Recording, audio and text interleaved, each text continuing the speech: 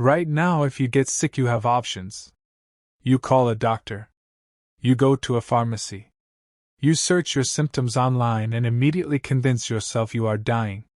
You take a pill, get an injection, or in serious cases check into a hospital where trained professionals with decades of education and millions of dollars of equipment will work to keep you alive. Now imagine none of that exists. No doctors. No medicine. No hospitals. No internet. Just you, your body, and a group of people who have never once opened a medical textbook. What did ancient humans actually do when someone in their group got sick? The answer will change how you see both ancient humans and modern medicine forever. Sickness in the ancient world was not just a personal problem. It was a community crisis. When one person in a small band of 20 to 30 people got sick, that was one less hunter, one less gatherer, one less protector. The group felt every illness immediately. Which means the group had very strong reasons to do everything possible to help a sick member recover. And over tens of thousands of years of trial and error, ancient humans developed responses to sickness that are far more sophisticated than most people ever imagine. Before ancient humans could treat sickness, they had to recognize it. And they were remarkably good at this. Fever, weakness, unusual behavior, loss of appetite, skin changes, difficulty breathing. Ancient humans observed these signs the same way they observed everything else in their environment. With extraordinary attention and accumulated knowledge. Experienced members of the group, typically older women who had seen the most births, deaths, recoveries, and failures, served as the medical knowledge holders. When someone showed signs of illness, these knowledge holders were the first called upon. They had seen this before. They remembered what had worked. They remembered what had not. Here is what will genuinely surprise you. Ancient humans had medicine. Not pills in a bottle. Not synthetic compounds created in a laboratory. But plant-based treatments that in many cases contained the same active compounds that modern pharmaceutical companies later isolated, synthesized, and sold for billions of dollars. Willow bark, containing salicin, the same compound as aspirin, has been found at ancient human sites. Evidence of medicinal plant use has been discovered in Neanderthal burial sites dating back 60,000 years.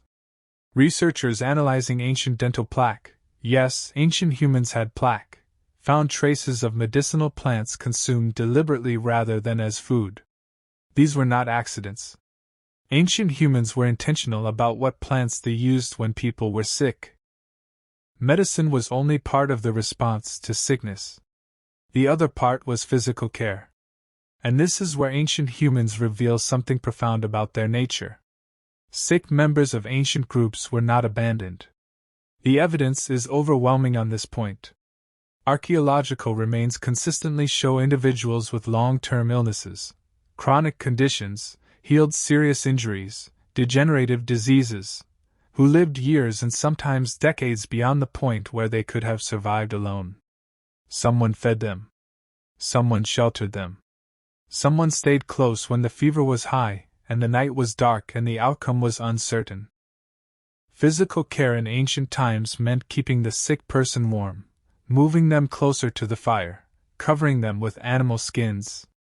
It meant ensuring they had water. Dehydration accelerates illness, and ancient humans understood this through observation even if they had no word for dehydration. It meant keeping them away from the main food sources and sleeping areas when contagion was suspected, a primitive but functionally accurate form of quarantine that protected the rest of the group. Here is the honest part. Ancient humans did not always know what to do. Some illnesses were completely beyond their understanding and beyond their ability to treat. Infections that modern antibiotics resolve in days could kill in the ancient world within weeks. Internal diseases with no visible symptoms were mysterious and terrifying. And when ancient humans reached the limits of their knowledge, they did what humans across every culture and history have done when faced with something they cannot explain or control. They turned to ritual. Cave paintings, burial artifacts, and ancient symbolic objects found at sick individuals' remains suggest that spiritual or ritualistic responses to illness were common across ancient cultures worldwide. Chanting, symbolic objects, specific ceremonies performed around the sick person, these were not superstition in the modern dismissive sense. They were the ancient equivalent of doing everything possible. They were the groups saying, "We do not know what else to do, but we refuse to do nothing." Here is what modern medicine is only now beginning to fully understand. The human immune system is significantly influenced by psychological state. Stress suppresses immune function. Social connection and emotional support measurably improve recovery outcomes.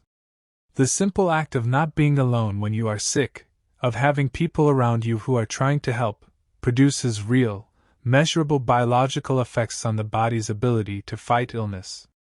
Ancient humans did not know the mechanism. They did not have the language. But they practiced the result instinctively.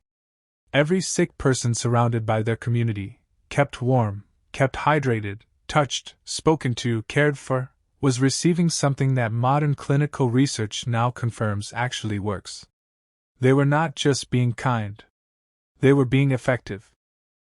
Ancient humans had no doctors, no medicine bottles, no hospitals. What they had was observation built over thousands of years, plant knowledge accumulated across generations, and an instinct to surround their sick with care rather than leave them to face illness alone. And the species survived. Drop a comment below. Which part of ancient medicine surprised you most? And if DocVault unlocked something real for you today, you already know what to do. The vault opens again next week.